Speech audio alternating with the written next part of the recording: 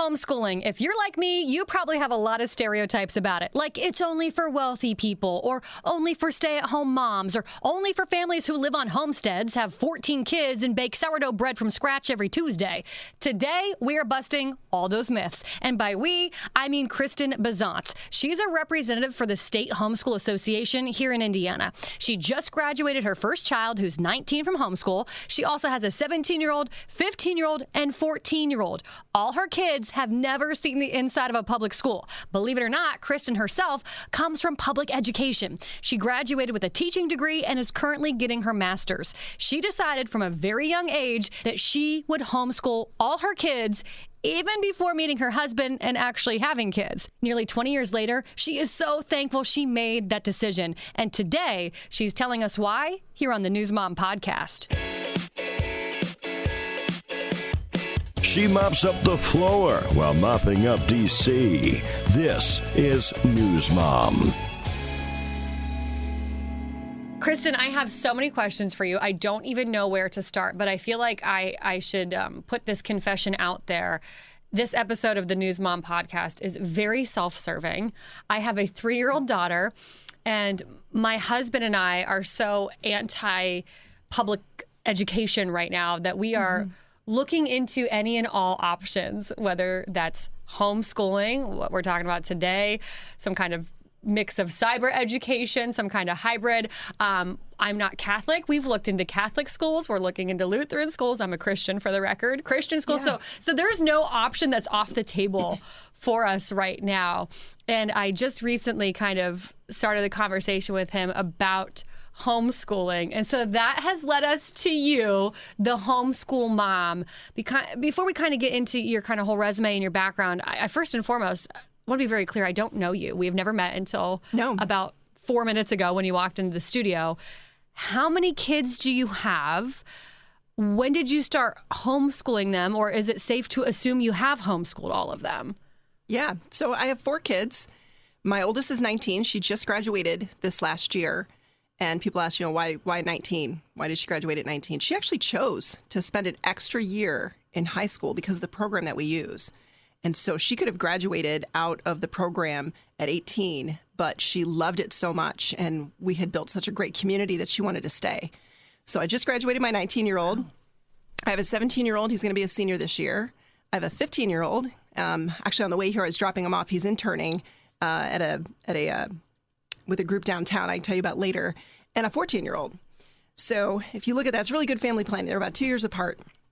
They're all in high school now, and I started homeschooling basically my first kid right out of the womb. Oh, so out of the gate. So your kids have never seen the inside walls of a public school then? They have not. So my background's actually in public education. Go figure. I graduated from Miami University in Oxford, Ohio with, I majored in zoology and secondary science education because I wanted to be able to hit the ground running and get a job right out of college. Because originally my goal was to be pre-med, go on to med school. That just didn't work out. That wasn't God's plans for me, and that's fine. But I needed something to hit the ground running, and I loved teaching. I loved that aspect of it, and it was an easy fit for me.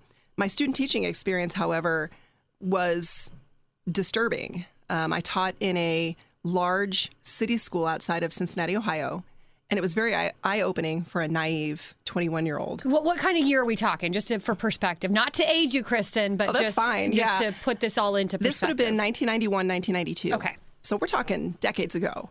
And even back then, I saw a lot of the things that we see today. Violence in the schools, indoctrination, parent apathy that led to a lot of it. And I realized that just was not going to be the place for me. So I did end up going into corporate training. So I was a corporate trainer for several years. So I did use my education background in being able to manage curriculum and be able to work with people. And I loved that. I worked in the pharmaceutical industry. And so the 2 years that I was in corporate training were phenomenal. It was the best 2 years of my career there. But I always knew then that I was going to homeschool coming out of that public school experience because of what I saw. And so I knew right away my kids were not going to go into a public education setting.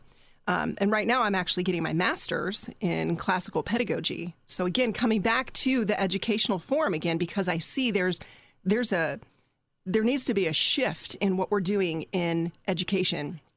And I think one of the things that I can be helpful in, my hope is to someday run for office here state. Oh my gosh. I know.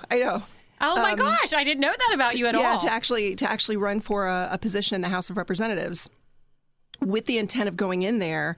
And part of my heartbeat is just looking at changing the education system, even in the state of Indiana. Just if we can incrementally change back towards what we saw when this country was founded, I think we can change the trajectory of where we are going as a nation if we get back in our schools. So you are a homeschool mom. You have political aspirations. You're also technically a student to some degree and teacher. I know that you are a representative for the State Homeschool Association, right? I mean, that is your job, if you will. I actually volunteer for them. No kidding. Okay. Yeah, so I'm a volunteer. There's 17 of us across the state of Indiana that work for the Indiana Association of Home Educators. It was the State Homeschool Association. It was started, I think, back in like the 1980s. This was our 40th year this year, so I think 1983 is when they started, with our goal being to connect families, whether they're new families or existing families in the homeschool community, with resources, with each other. That's to beautiful. give encouragement, to just to offer them a safe place to air their frustrations and their fears about homeschooling. But then we also have an action arm where we interface with the legislators to keep homeschooling in the state of Indiana as free as it currently is. Indiana is one of the least regulated states in the United States when it comes to homeschooling. And so there's a very small team of people that that's their job, basically, is to work with these legislators and to keep homeschooling free. Yeah, and we're going to talk a little bit about that. But before we kind of dive into the legalities of homeschooling, if you will, I just kind of want to start with a clean slate so we can all be on the same page. As of right now, and I'm really putting you on the spot, how many folks homeschool their kids? I know it's gotten increasingly popular since 2020, since COVID. But do you have any kind of numbers? I mean, in terms of how much it has blown up? In Indiana, that's a really hard number to pinpoint because we are a non-mandatory reporting state. So unlike some of the states around us where you have to have a letter of intent saying, I plan to homeschool, and the Department of Education tracks that, the Indiana Department of Education has in their language that you may report. It doesn't say should or shall. Interesting. So there's a lot of us, myself included, that are pretty clandestine, right? We didn't report to the state. We haven't told them that this is our intention, and we don't have to, so we don't. And the vast majority of homeschoolers in Indiana don't either. So I go on, if I look at our social media platform, for example, we have about 10,000 followers on our Indiana Association of Home Educators platform. That's just 10,000 families that subscribe to our platform.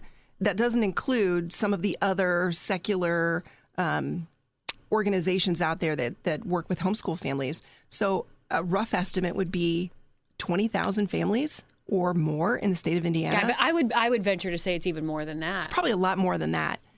And Fort Wayne in particular is the homeschool community in Fort Wayne is huge. I laugh. I say you're just 1 degree separated from every other family in Fort Wayne because there's a lot of co-ops. There's we're going to talk cottage about those classes, all those things. So there's a lot of overlap that takes place that if I don't know them personally, I know somebody who knows them or I know of them. And that's just kind of the nature of what goes on here. So homeschooling is really popular in Indiana. It's really popular here in Fort Wayne. And to give you a number, I'd be guessing. Interesting. I guess I didn't realize that it's really hard to quantify, but now I know why with that kind of language. I think that's an important note to make. So, I mean, I mentioned, yes, homeschooling kind of blew up coming out of COVID, but are there other reasons why that you're seeing parents are making the switch to homeschooling?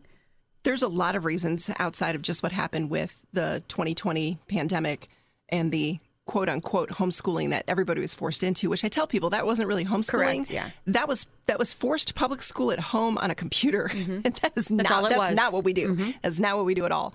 Other reasons that are pretty prevalent right now, and I get a lot of phone calls, are kids that have either learning disabilities, emotional difficulties, things that are impacting their ability to learn in that industrialized setting.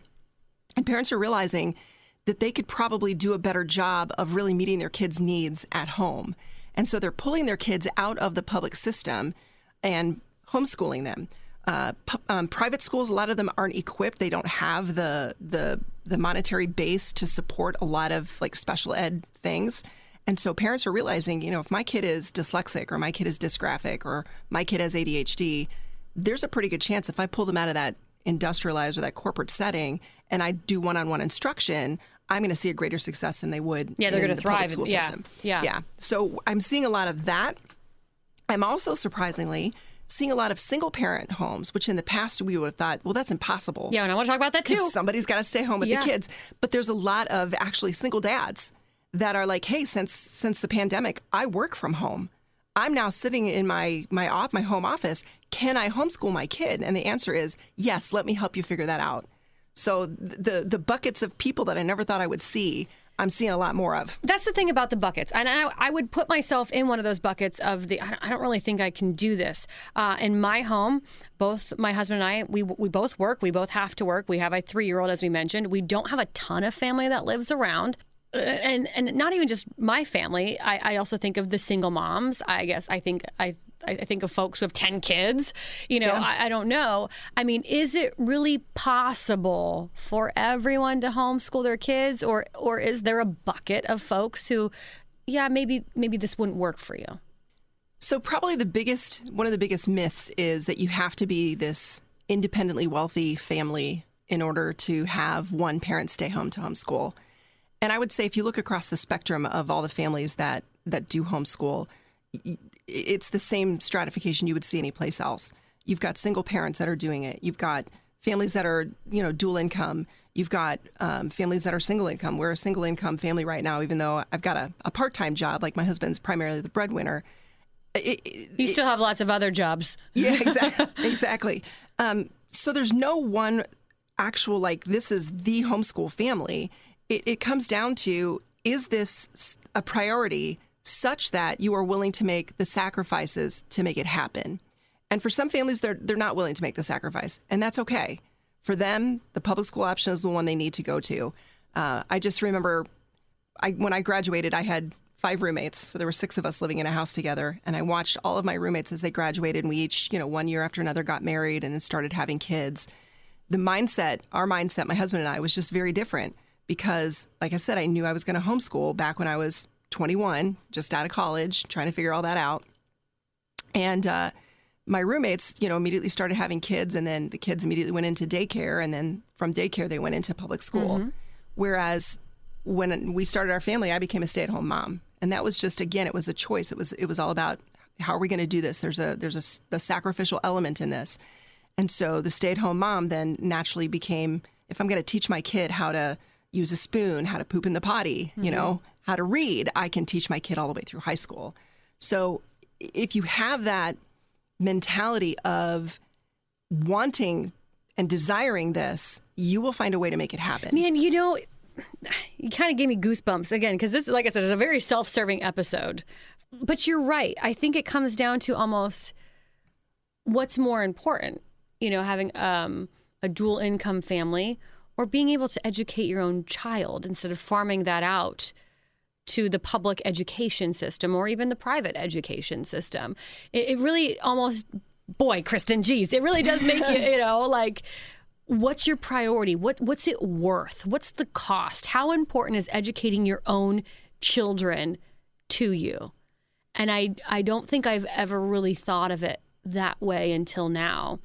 You mentioned the myth that you have to be this really wealthy family or just a one-income family, and so mom can stay home and homeschool kids. To me, growing up, the homeschool kids, speaking of myths, were the weird ones. The antisocial ones. They were being taught by a woman in a long jean skirt who could, play the ukulele and had 14 kids, And it wasn't until I went to college, my freshman year, actually, one of my best friends to this day, she was homeschooled her whole life until college. And she wasn't weird at all. And I thought, hey, you know what? You're not too bad, Yeah. And I learned even my stereotypes about it were inaccurate. Where do these myths, where do these stereotypes, where do they come from? Honestly, I think they come from a place of not being educated on what homeschooling actually is, and the fact that a regular family can embrace this. Mm-hmm. It's a lifestyle. It's a lifestyle much like if you and your husband decided, hey, we're going to live in an RV, it's a lifestyle choice. You buy an RV, you get in the RV, you drive across the country, you work out of your RV, you see the world. But it's a lifestyle choice. And homeschooling is a lifestyle choice.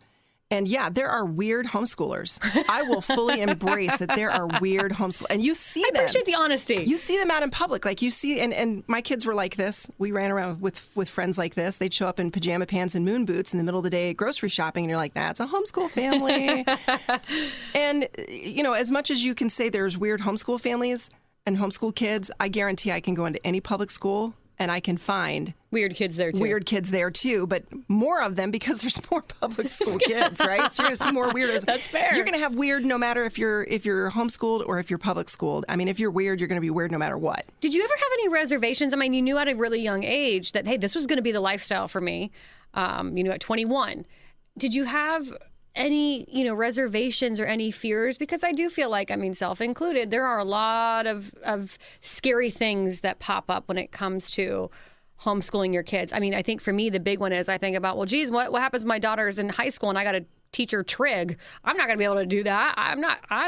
I failed math 101, I'm not going to be qualified to do that. That's one of the big personal fears that I have, that I'm not smart enough to do it. So did you have reservations, and what are some common fears?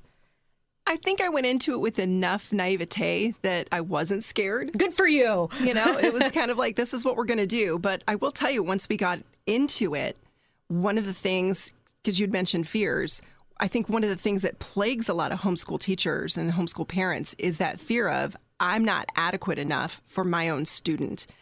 And I kind of have to sit back and say, the vast majority of homeschool parents I know, they were publicly educated. And That's true. We all got our... Hold on a second. Yeah. So the system that made you who you are from an education perspective didn't prepare you to be able to teach your own kid, and yet you're going to go put your kid in that system that didn't prepare you. What a crock, actually. That makes no sense. I've never heard it that way either. Makes no sense at all. You're telling me the public education system that taught me to read, write, and do arithmetic, that I had to get my GED from and graduate from, failed me, that I can't teach my own sixth grader how to do algebra. I see what you're saying. I like that answer. So the fear is I'm not adequate enough. The fear is that I'm going to fail my student. And I always joke around. I'm like, kind of tongue in cheek. I'm like, you really can't mess your kid up any more than the public school system could mess your kid up. And, I have joked, I'm like, even if your kid ends up in a van down by the river, there's still colleges that will take them. Right. But on a real note, a reality note, I have the pleasure of serving a lot of northern Indiana, both in my capacity as a volunteer for the Indiana Association of Home Educators, but also as a leader within the classical conversations community. Is that the kind of curriculum or method? That's the curriculum and methodology that we use, where I speak all over northern Indiana. And one year I spoke, it was in the Napanee area, and I had lunch with a sweet gal. Her name was Mary. And she was just bawling. She's like, Kristen, I can't do this. I can't do this. I'm like, what do you mean you can't do this? Like, if the Lord's called you to do this, he's going to equip you to do this. She goes, you don't understand. My husband and I left the Amish church. I have an 8th grade Amish education. How in the world am I going to prepare my kids to go out there?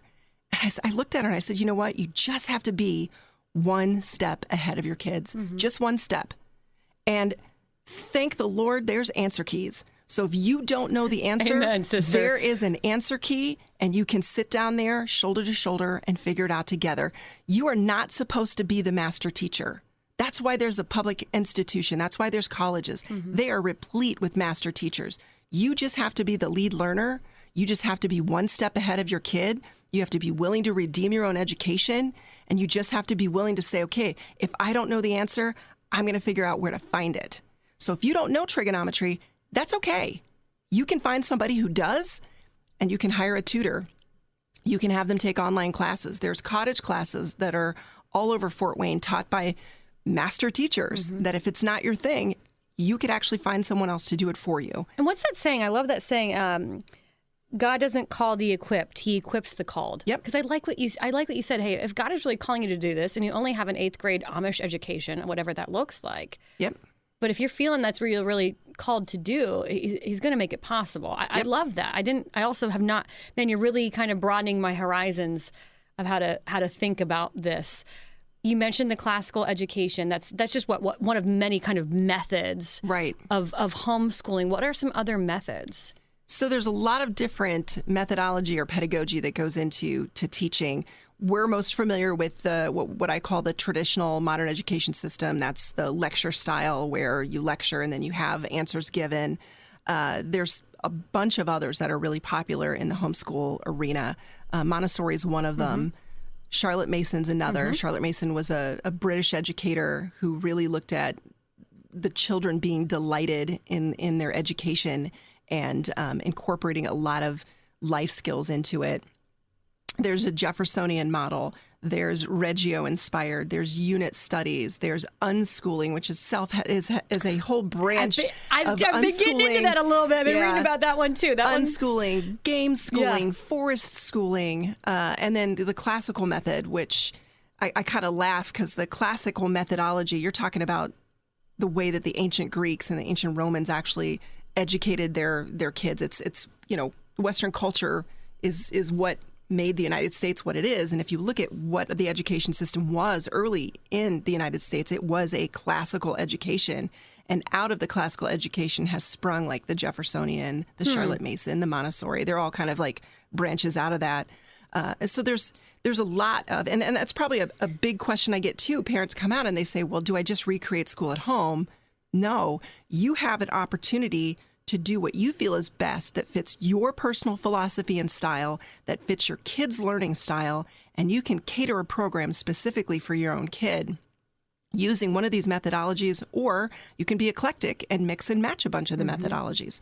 So the world is your oyster. I do love that, and a lot of the research I've been doing about homeschooling, and I think it's the Charlotte Mason kind of vibe, but and this is a real life example. My daughter right now is super into butterflies.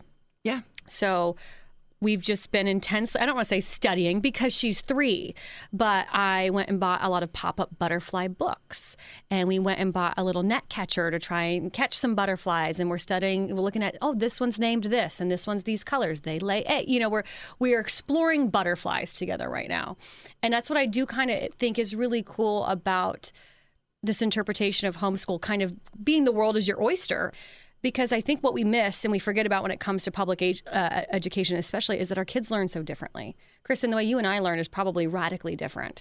And so why do we expect kids to sit in a classroom behind a desk for 7 hours a day and learn the exact same way? And that is where I get this push-pull going on between, homeschooling and some form of public/private education, because I also get so much joy out of my daughter being able to realize, that butterflies lay eggs. I don't know. That to me brings me. You're smiling. I mean, do you get that? I mean, teaching your kids to read, that's got to be one of the most gratifying feelings you've ever had. That you did that. Yeah, I did.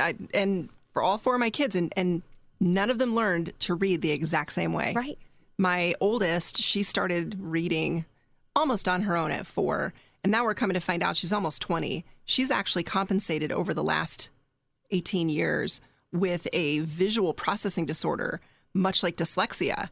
But she's done such a phenomenal job her entire life of compensating for that here we are, we're quote unquote just discovering this when she's 20. But she learned to read, and she learned the whole word, and she learned the recognition. My son, who's 2 years younger than her, he didn't really start reading formally until he was 10. And then he was reading like Captain Underpants, which is literary drivel in my opinion. But I had a children's librarian who said, look, Kristen, he's reading something. Don't kill his love of reading. When he gets to the point where he's reading and he's enjoying reading, then foist those things on him. And so this last year, part of his curriculum was just reading all the 5 or 6 Shakespeare plays. And this year now he's doing ancient literature. So he's starting off with Theogony, Works and Days. He's going to be reading Homer. He's going to be reading Virgil. Wow. And this is a kid who was reading Captain Underpants at age 10. So they do learn very differently. And there is some joy in being able to say, okay, I was able to work with my kid and figure out what really got them going and what really got them motivated. Now, we do classically educate all 4 of our kids, but it's interesting, even within that methodology, the difference in seeing how they respond and the things that they really enjoy doing. And like my sons, for example, they're very much like their father. My husband's he's an engineer, very intellectual, brainy, math mind, that kind of stuff. My boys have kind of fallen into following that. So one's into 3D printing and the other's into small engines, and both of them have built their own mini bikes from scratch, and they tour around on our farm on their mini bikes. And my girls are very artistic.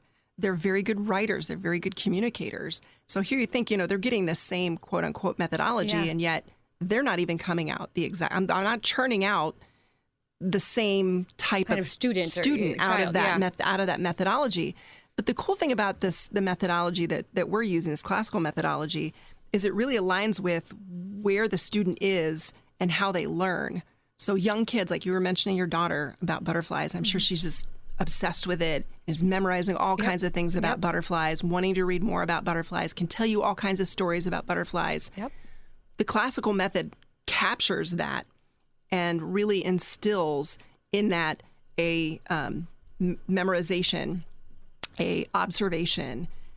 Then when they get into that middle school age, then we start really focusing on their languages and their ability to communicate and ask good questions. I love all that. That gets me jazzed. Then when they get to be older, then now we ask them to be rhetoric. So not only can they form an opinion, but they can defend an opinion, and they can defend it without... You mean to tell me you're teaching your kids to critically think? My goodness, Kristen. Critically think, engage in conversation, just be very polite and respectful when they're doing that too. And I could tell you tons of stories of ways that my kids have employed this, to the point where they're very good communicators. They make eye contact. They do their research, and they research both sides of things. So when they come to the table to have a discussion, they're not only coming with their own opinion and their own viewpoint, but they've considered the other person and have allowed the other person an opportunity to win them over. And that's just... Which is a lost art in today's day and age. We just tell someone we're offended and we walk away. Not us, Kristen, obviously, but... Or just meme them. We just send them all kinds of memes. There's mean memes. Exactly. We hide behind our keyboards instead and have not very thought-provoking dialogue at all. What about cost? Because I even just said it. I went and bought butterfly pop-up books. I went and bought a butterfly catching net. Yeah. So, that's realistic. That's a real thing to talk about, too. What kind of cost is associated with homeschooling? It's a good thing you asked. So that myth about having to be independently wealthy, no. In Indiana right now, the cost to educate a student is between $10,000 and $11,000 a year. The average homeschool family pays less than $600 a year per student. How? Because we are incredibly resourceful people. Homeschool moms are the most tenacious, resourceful people I know. I'm learning that. Okay? So, and there's a wide range there too. So you're going to have families that are going to spend more money. Because we're part of this classical community, we are spending more than that per student. But you have families and you have moms who are they're homeschooling their kid on pennies. There are free curriculum share libraries all over the state of Indiana. There's one here locally in Fort Wayne that's actually housed at Heartland Church as an extension of Streams of Hope Christian Academy. They have a homeschool arm. So they have our curriculum closet. It's free resources donated by the homeschool community. You're just starting out. You don't have a dime to your name. You're trying to make it work. That's amazing. You could go down there and get all kinds of free resources. Then you have people like me and a lot of my fellow homeschool moms where you would come in and you would say, hey, I'm getting started. I've got preschool stuff. I'd be like, oh, Kayla, I'm done. Take all my preschool stuff. Here it is. Just take it off my hands. A mom did that for me when I first started, handed me a box of curriculum and just said, good luck. Because it really is such a community, right? I mean, it's an amazing community. I think of homeschooling. Yes, I mean, obviously educating your children, mom, dad, do it. But I also kind of find it to be as I'm exploring it, this like freedom movement. I don't know, this sense of community, just something so much bigger even than just educating your kids, which that is huge. I'm not undermining that. But it's also so much more than that to it. It's a lifestyle. Yeah. And again, I've never thought of it that way, but I think that's really how I need to be thinking about it, is the lifestyle and what's truly important to me. How important is it to me that I'm the one educating my child and I'm not sharing that responsibility with a political activist that got hired as her third grade teacher? What about in terms of cost? Because I want to circle back to that. Here in Indiana, we've got the school voucher program. We have school choice. does that play into homeschool at all? Or you're like, no, Kayla, don't take any money from these people. Don't take money from the government. Yeah. We don't take. So there's 4 classifications, I'll say, for schools in the state of Indiana. One is your publicly accredited school. That's what we're most familiar with. Those are your public school systems, school districts, brick and mortar buildings. You have your private accredited. Those are going to be your private schools, some of them Christian schools, some of them just, private schools that sought the accreditation so that they can also then receive government funding. The way an accreditation process works, because people think that accreditation means validation or accreditation means better than. Accreditation just means that the state has set up some boxes to check, some standards that need to be met. And if a school is willing to do whatever it takes, use the books, give the tests, whatever, to hit those standards, then they can be accredited. And in order to get state funds, you have to be accredited, because the accreditation process is also an accountability to the taxpayers. Right. So as a taxpayer, I want to make sure if I'm putting money in the system and you're educating the kids, that there's some accountability. There's some kind of receipts for that money that's being spent. Yeah. Right. And so that accreditation process, again, if we check all the boxes, great, then you get more money for next year. So you have your accredited public, your accredited private. Then you have your unaccredited private schools. And again, those are usually charter schools. Those are also a lot of Christian schools who do not want to take any government funding because they do not want to be beholden to the government. They don't necessarily want to adhere strictly to state standards. They want to have a lot more freedom. So they say, no, thank you to government money. And so if they don't take government money, they can't get accredited. And then there's unaccredited private schools with less than 1 employee. That's where the homeschool reside. So if you are homeschooling and you're legally homeschooling, you cannot really take government funding, because with the government funding comes government oversight and government regulation. Yeah, nor should you want to, like we said. We say with the shekels come the shackles. Mm-hmm. And even if it's not restrictive the first year with a voucher program, for example, it's coming. I watched, my sister lived in California for about a decade. She now lives in Florida. Oh, thank goodness. But while she was in California, I watched what was going on in the homeschool community there, because she homeschools her kids as well. And that first year it was, here's your $5,000, go spend it on whatever it is you want education-wise. And then the next year it was, well, here's your $5,000, but you have to take state testing. Yep. And then it was, well, here's your $5,000, but now you also have to be part of a umbrella school. Then it was, here you have to have an educational liaison come into your home once a quarter. Then it was, an educational liaison is in your home once a month. Then it became, you need to adhere to the state's vaccination schedule. Yep. And I knew that's where you're going. And she watched this happen. And so I look at what's going on in our own legislature, where they're expanding the voucher program, and they've tried to push it into the homeschool community. And those of us that are the purists, we're like, we don't want that. And they're like, we don't understand why you don't want free money from the government. I'm like, because it's not free. There's all, strings attached to that money. Yeah. Or you don't want your money back. I'm like, well, it's not my money anymore. When I paid it out in taxes, it's now the government money. And with the government money then comes governmental oversight. And even though I've had legislators say, well, that's not our intent, that's not our intent, that's not your intent today. And that's only going to stay in effect when you have like-minded people in the legislature. And we both know that elections turn legislatures over. So what's law today that is law on the books and doesn't really impact me doesn't mean the next session they're going to come back to that and say, oh, now you're receiving government money. If you're receiving government money, then we must have some government oversight. And the homeschool community does not want that. If we wanted that, we would not be homeschooling. Right, exactly. So this is interesting to me that you say there's really just 4 kinds of education in Indiana. This public accredited, private accredited, unaccredited private, unaccredited private schools. With what you said, less than one employee. How did that language come about to mean essentially homeschool? I mean, because there's no homeschooling in the codified language in the IDOE. The word homeschool doesn't show up there at all. Really? We were just for a long time under that unaccredited private school umbrella.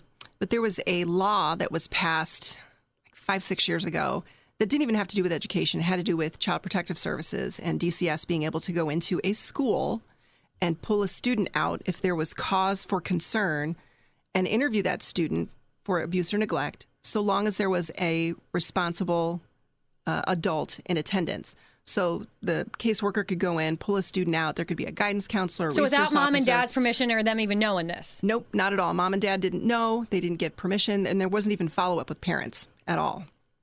And the problem with that language was that word school now encompassed my home, because as a homeschooler, my home becomes my unaccredited private school, which means that a DCS person with a police officer could come to my home and remove my child legally without my knowledge, without my permission, none of that.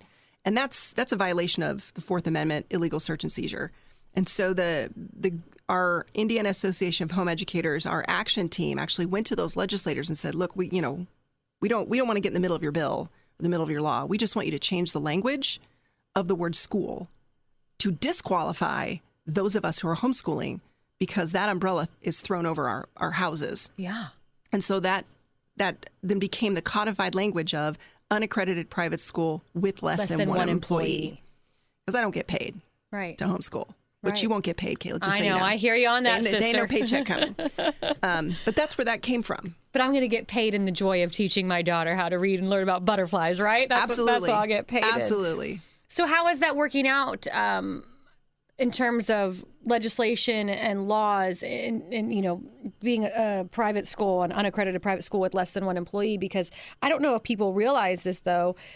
Rules and guidelines, they're different state by state, right? Yep. I mean, Yeah. how does Indiana work? I mean, what are the rules? I mean, I think about standardized testing even to get into college. I mean, how does that all work, I guess, from a legal perspective?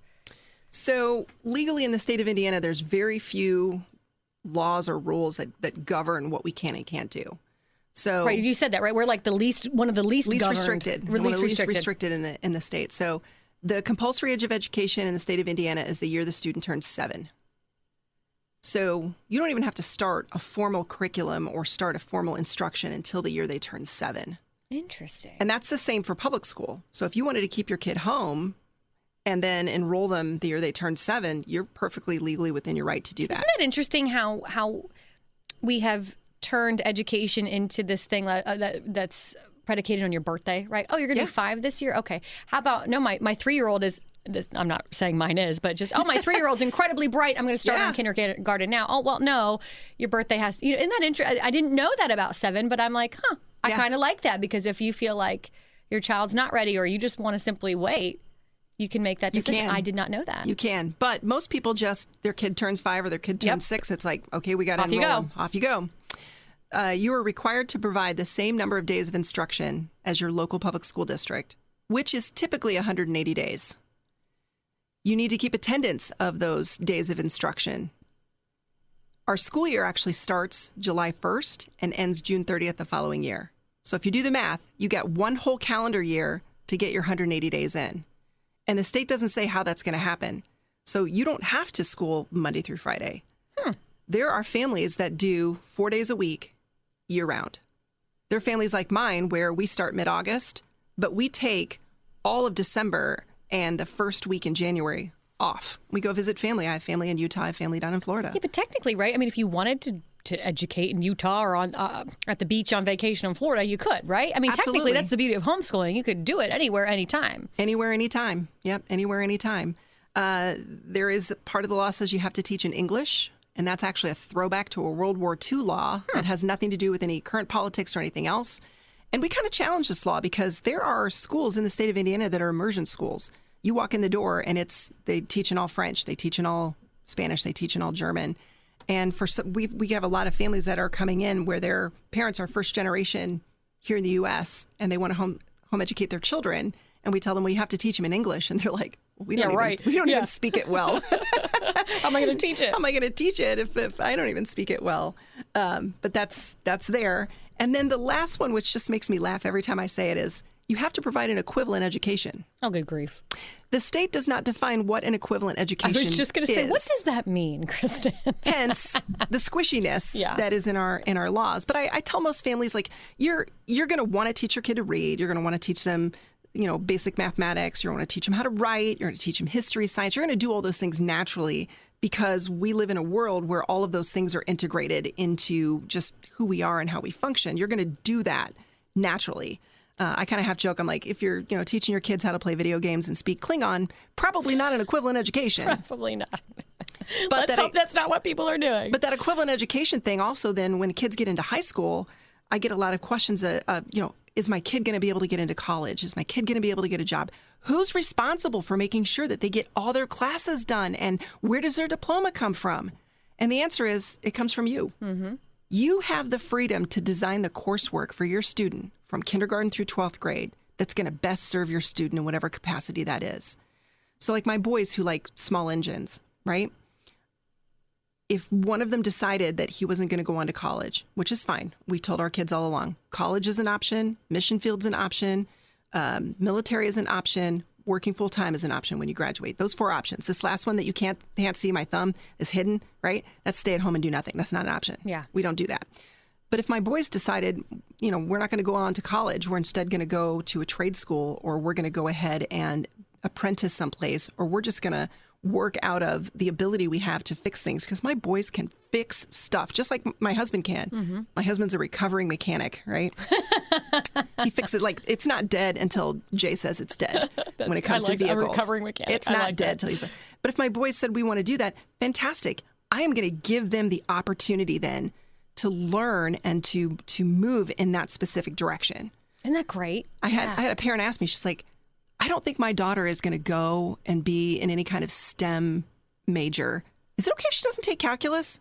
I'm like, yeah. What makes you think she has to take calculus? Well, her public school peers are taking calculus. I'm like, well, good for them. What do you think would benefit your student better? I think a course in personal finance. You know what? You should probably get your kid a course in personal finance. Okay, so on this note, though, is this where these co-ops kind of come into play, too? Like, I've heard a lot of moms talk about these co-ops and these groups that get together and, like, kind of like you said, this one teaches this or this one does. Yeah. Is that what is that all about?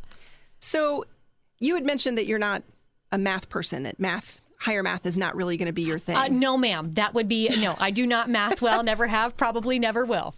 That's okay. There are people out there for whom math is their thing.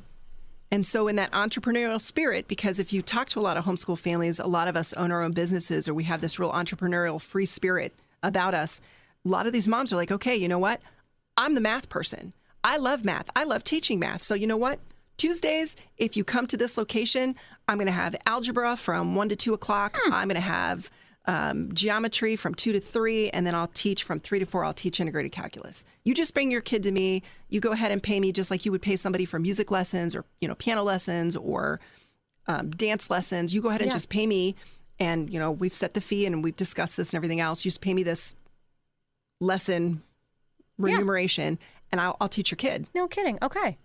On that note, you mentioned dance and music lessons. Again, one of those myths I feel like is that your kids can't be involved in sports or they're not getting any social interaction. I love that you just rolled your eyes. I know, I just loved it. I loved it. So again, Fort Wayne being a large homeschool community, and I can't speak for every community, but Fort Wayne has its own homeschool soccer team, and they've won state championships in the last couple of years. They have their own basketball team, their own volleyball team. My kids do karate. In fact, both of my boys are black belts. Oh, my word. My almost 20-year-old is working on her black belt right now. My 14-year-old daughter is working on advancing through it. So they all do karate. My 2 girls also dance, and they're both on point now. My sons are involved with Civil Air Patrol. And so they're both in that leadership capacity there with Civil Air Patrol, looking towards potentially getting their pilot's license or going into the military. Again, the world is your oyster here. And I tell parents who come in and they're like, my kid's really interested in fencing, but there's no fencing club out there. You know what you get to do? Start one. You get to start a fencing club. Exactly. Because I guarantee if you go find somebody, a fencing instructor, and you say, I found this person and they're willing to give fencing lessons, you will have a class within days or weeks, because there are families out there who are like, I think my kid would like to do fencing too. So whether it's art lessons, music lessons, dance lessons, karate, sports, they're not going to be deprived of that experience because they're homeschooling. We have homeschool dances. We have homeschool proms. In fact, I think last year there were 4 different spring dances my kids could have attended. Wow. In that prom, season or whatever you want to call. And so homeschool kids aren't denied that. It would be no different than if you were a student in a rural environment. Yeah, if you were in a rural county school, you may not have a lacrosse team, but that's okay. You can survive without learning lacrosse. You don't have to have an entire plethora of things to choose from. It kind of goes back to what you said, this lifestyle change. It just means mom or dad or whomever the homeschool teacher is, what I'm going to call them, it means we do have to go to Trig on Tuesdays at the library or whatever said location. And it means on Thursdays we are going to go to karate. It's kind of, again, formulating that education and social interactions. It's just, to me, that's almost part of the lesson plan for the day. Kristen, just getting to know you here over the last, I don't even know what it's been, 40 minutes now or what have you. It might be longer. I don't really know because I'm not even looking at the clock at this point. I feel like you are a direct, blunt kind of gal. You're my kind of gal. So a little bit. I would be curious. Maybe to my detriment. Oh, good. This will be good then. Because I want to tiptoe a little bit into these waters real quick, if that's okay. Sure. And just talk about public education in general, because what I can't figure out, and I ask myself this question all the time, is why? Why is it, and you said you saw it clear back in 1991, 1992. Yeah. Why is it that when it comes to the public education system, why is it that it seems like they want to constantly indoctrinate our children instead of truly educate them? So I'd mentioned that I'm getting my master's. I'm getting my master's of arts in classical pedagogy. I had 4 classes in educational leadership that I had to take up front before I went to my different disciplines. And I spent a lot of time looking at the history of the education system as part of those 4 classes. So I've been reading a lot of things. One book in particular was Norms of Nobility by David Hicks. He wrote it as an essay like 30 years ago as a response to a question of, is there a better system than what we're currently doing in the public education system? So he did a ton of research. It was a granted program that he was paid, handed the manuscript, and they're like, this isn't what we wanted, because his push was to go back towards more of a classical education, smaller classrooms, less of the industrialized setting. And whoever was underwriting it, that wasn't the answer they looked for. Of course So they not. kind of said, thanks, but no thanks. So he then took the manuscript and had it published himself. Good for him. He actually went back and looked at a lot of what was going on with the establishment of the education system in the United States. And you've got to go all the way back in even before the Industrial Revolution to like the late 1700s, early 1800s with the progressive educators like Horace Mann and John Dewey and John Rousseau, who were on the forefront of the educational, they were the ones that were establishing kind of the philosophy around education at the time. They actually modeled their suggestions after what was going on in Prussia. So if you think about before unified Germany, you had all these German city-states that were fighting each other. Interesting, yeah. And how they would get their soldiers would be to basically I know exactly where you're going with this. dumb down what they were learning, give them a curriculum or a pedagogy that just taught them obedience. And Dewey was just notorious for moving away from the phonetical way that we learn how to read, the phonics, and going towards whole word. And it just revolutionized the way that reading was taught. But basically what it ended up doing is producing generations of illiterate people because the whole word method doesn't work for English speakers, doesn't work with our alphabet and stuff. And at that time, too, wouldn't a lot of, I sometimes I think of school, and this is terrible maybe, but like the militarization of it. You have the straight lines, you have the desks and you're all sitting behind the bells desk. that ring. You have but it makes sense now that you're kind of giving us this peek into history. Right. And this evolution of education. Yeah. And so the progressives, Dewey, Rousseau, and Mann, had this idea that we can go ahead and shape the entire country if we can reshape the way that the students are educated. And we can produce a student that fits this particular mold that we have designated, that very obedient, that cog in a machine, that ubiquitous person who just can take instruction and can produce, much like you would a soldier. That's what they wanted. And so slowly but surely, that philosophy just kept gaining traction. So we've gone from what was prior to Horace Mann, who was the lead behind the Common School movement. You had small communities that established a community building that was a meeting house. So on Sundays, maybe that's where the church met. But during the week, that's where they would have their kids come for school. And kids didn't come 9 months out of the year like we do here. They came in between harvest and planting the next year, because that's when they weren't working with their families and on their farms. And the community was very involved. Parents housed the teachers sometimes in their own homes. The teacher would be maybe a member of the community. And the church was instrumental in the education of the kids. So you had the school, you had the parents, and you had the church working in tandem to educate the kids. Horace Mann knew that if you got rid of the parents and you got rid of the church, all you had left was the school, and you could shape it any way you wanted. So as part of the common school movement, he came in and said, look, everyone benefits from a well-educated society. And if everyone benefits from a well-educated society, every student should be educated. And if every student should be educated, it shouldn't just be those communities where there is wealth and prosperity. It should be all communities. And if it's all communities, then we have to find a way to pay it. And the way that we're going to pay for it is we're going to have the taxes collected collectively for the school. Well, now that it's a tax-funded entity, we can't have the church involved in it. Boom, there went the church. And by the way, we have to make it compulsory so you don't have a choice as to whether or not your student goes. There goes the parents. And so we started ebbing away at that parental authority. And that three-legged stool that was supporting the student now was just the school. And if you look at what's happened over the last several hundred years, what the progressives wanted is exactly what they got. Yeah. And so instead of these small schools where parents know each other, students know each other, we're all in the same neighborhood together, we're rubbing shoulders, we're doing life together, it's this giant industrial corporate entity that is bringing students into one giant location for an economy of scale. And we've lost the personal touch. We've lost the ability to rub shoulders. We've lost that parents knowing each other, kids knowing each other's parents. Yeah, we've lost hey, we saw Jimmy over there after dark. We don't know what he's up to. Yeah. And you're like, okay, thanks, Bob, you know. And that plays right into that industrial nature of what the school system was designed to do.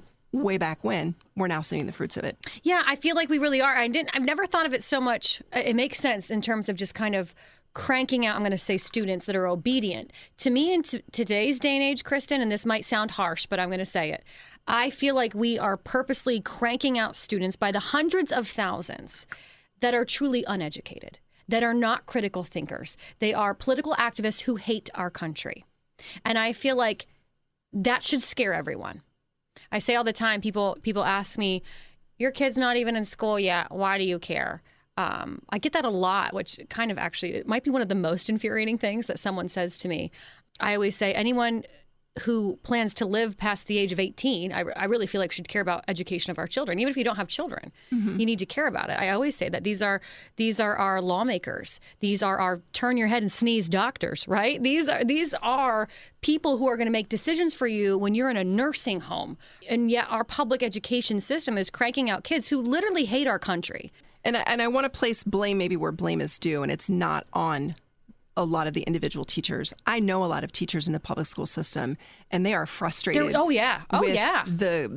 the boundaries that are around them because of this accreditation process. They're like, this is the book you're going to use. This is the methodology on how you're going to teach. This is what our expectations are. These are the tests you're going to give. Oh, by the way, your salary is tied to test scores. So if you don't educate those children to pass this test, then you're not getting that you're bonus. Not getting a bonus. Yeah. You're not getting a raise. You're not getting. So the teachers are even bound in this system, and which is why you see a lot of teachers exiting. I was looking. There was a Facebook post from 2 or 3 years ago about the number of teachers that were still needed in Indiana schools, and it was like 1,700 per district or something. It was some outrageous number that I was like, what in the world? Because the teachers are coming into the system, much like I was. I was a 21-year-old naive student, I'm going to change the world. And I got into it and went, ooh, and that was 30 years ago. I can't imagine today teachers coming into the system. So I don't want to blame the teachers because the teachers they're hard workers. I'm going to blame some of them, Kristen. They're I'm going to amazing. go ahead and blame some of them.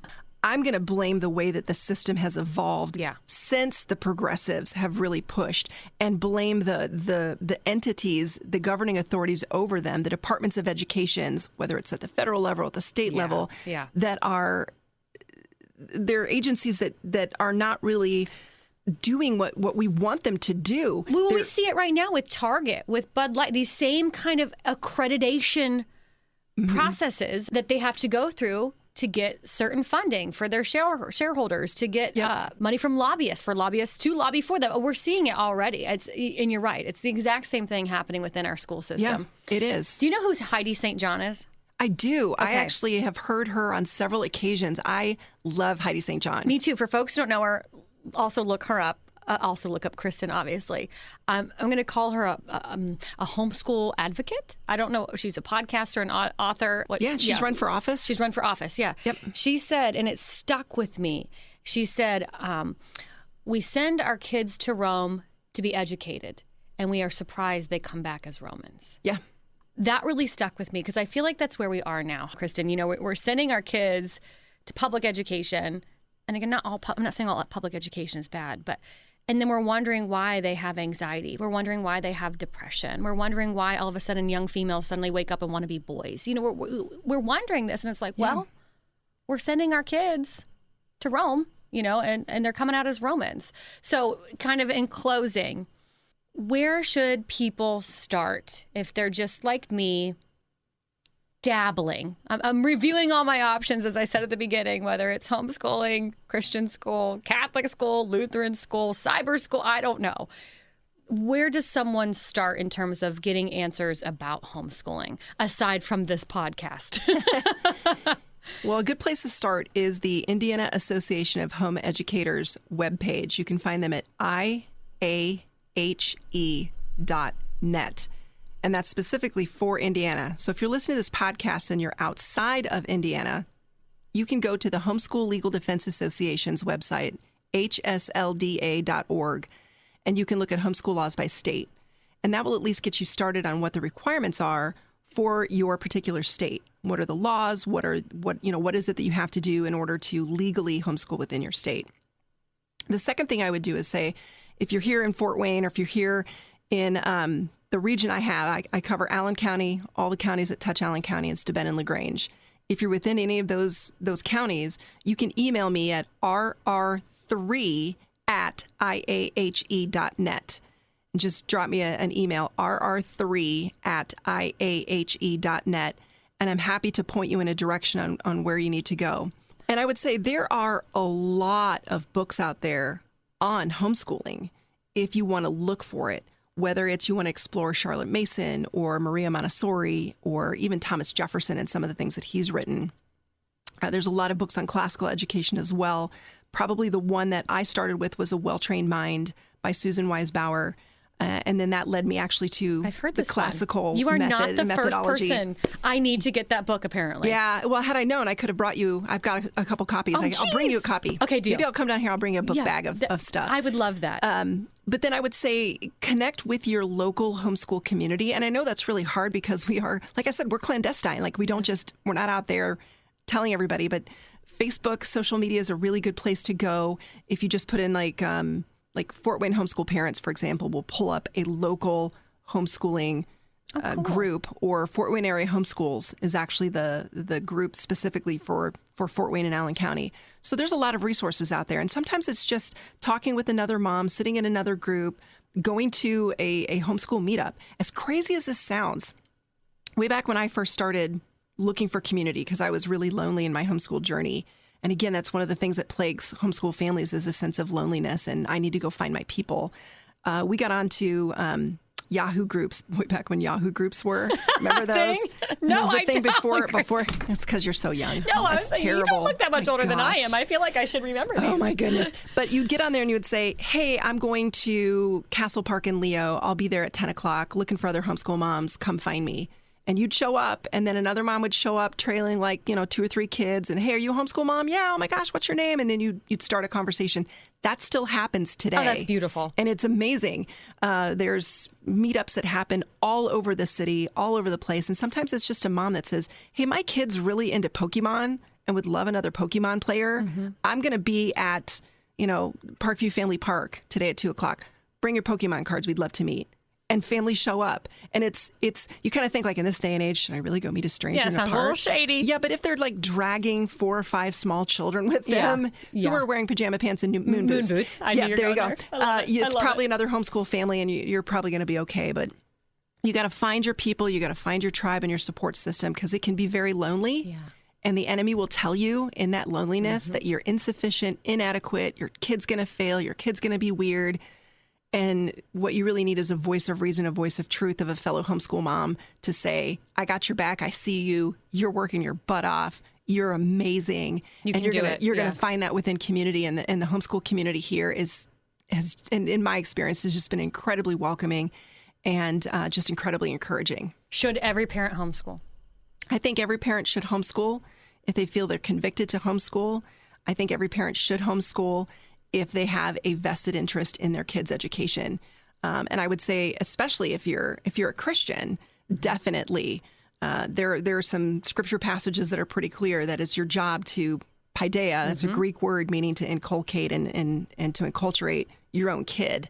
Ephesians 6:4 says, fathers, do not exasperate your children, but bring them up in the fear and admonition of the Lord. That bring them up is that word paideia.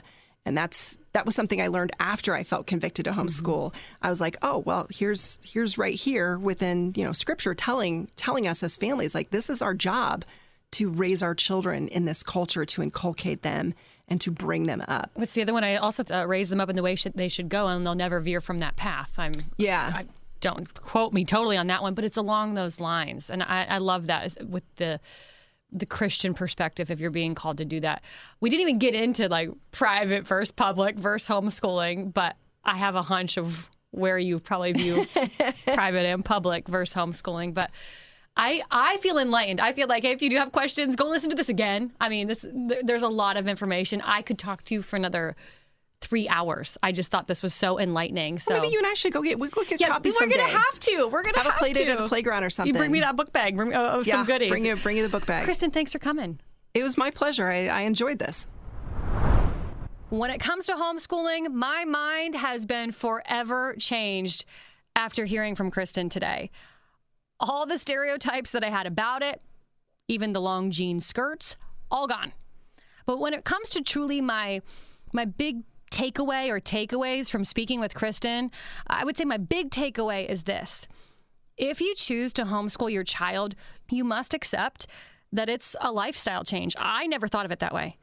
And as my husband and I are exploring all of our options when it comes to the education of our child, baby girl is now 3, I can't believe it, but homeschooling has been on that list of options. However, it's always kind of been at the bottom of the list, and I don't even know if it's one that my husband and I ever really took seriously because we both have to work. We are a double income home, and it will have to be that way. But now I feel like I have the proper information that I need to really digest this idea of homeschooling and just really think about it differently. That's what I'm going to encourage myself to do. Yes, we'd be giving up a lot of what most people would probably call normal. But in today's day and age, I don't know that I want, quote, normal for my daughter. I mean, if gender confusion, CRT, or litter boxes in kids' bathrooms are all things that are considered normal these days, I don't want my daughter to have any part in that. I think it really comes down to one question that Kristen pointed out, and it's the question that I'm going to leave the studio here today pondering myself, and it's this. How important is your child's education? As always, if you are enjoying the News Mom podcast, give me a 5-star rating on whatever platform you are listening to. That is the absolute best thing you can do for me. I don't hide behind a paywall. I make no money or anything like that off of this podcast. I'm here with you in this fight, mamas, and that is why I do this and drop a new episode every other Wednesday. But then get ready. I cannot believe it. The final episode of this season is coming up. It's coming up fast. I can't even believe we're already to the end of season 1. In this last episode, it is a doozy as we continue to explore education options for our kids. Until next time, this is the News Mom Podcast. She roasts a turkey while roasting lawmakers. This is News Mom.